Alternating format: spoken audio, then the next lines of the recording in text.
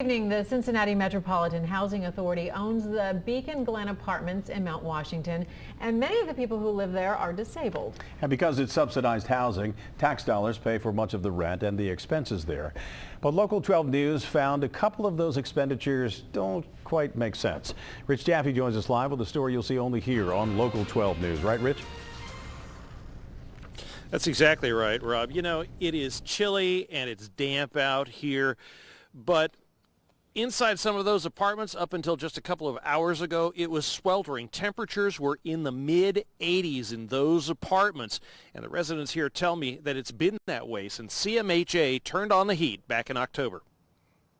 In Melissa Mabry's apartment, it's so hot her son's playing video games barefoot and in shorts like it's summer, because it feels like it.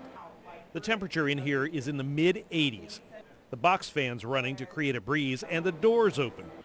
Residents at Beacon Glen say it's been like this since October when the Cincinnati Metropolitan Housing Authority turned on the heat.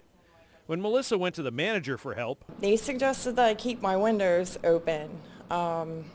Simply not enough.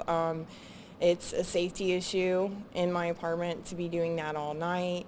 And then, you know, running the air conditioning units to even try to keep it cool in here. It's doubled my electric bill. And Melissa's not alone.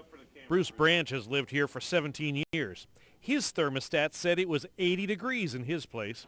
How's all that heat feel? Terrible, sweating. You got to sweat all the time, open your door, run your air conditioner, you know, and all kinds of things trying to cool off. We were here back in February for a totally different issue, when maintenance wasn't clearing the ice and snow from the walkways.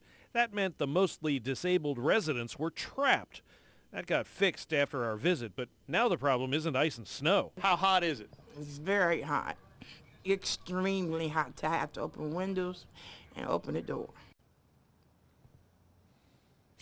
Now, all of the apartments here run off one central boiler, which is where the problem was, evidently. After we were out here this morning and got a feel for the summer-like temperatures inside, I called my contact at CMHA. She made a couple of phone calls, and the residents tell me this afternoon there were a bunch of maintenance guys out here, and they tell me now that while the heat is still on in there, the temperatures are dropping. If that changes, we'll be back. In Mount Washington, Rich Jaffe, Local 12 News. Rob? This is one of those government things that people just can't figure out because no one could afford to run their home like this. But the government just lets this go on until you are ringing the bell there. That just seems ridiculous. Well, I'll tell you something else that has caught my attention here. You see these security lights out here?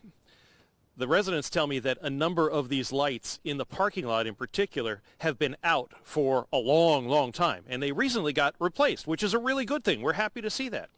But these lights were on all day. So evidently they're not on a timer either. Now, I turn lights off at my house. I bet you do too. Absolutely. But we'll see. Maybe somebody will fix that one too. Thanks for getting on it. Thanks, Rich Jaffe. The spokesperson for the CMHA told us while some of the residents talked to the apartment manager about the issues, what they need to do in situations like this is to fill out a work order and process it.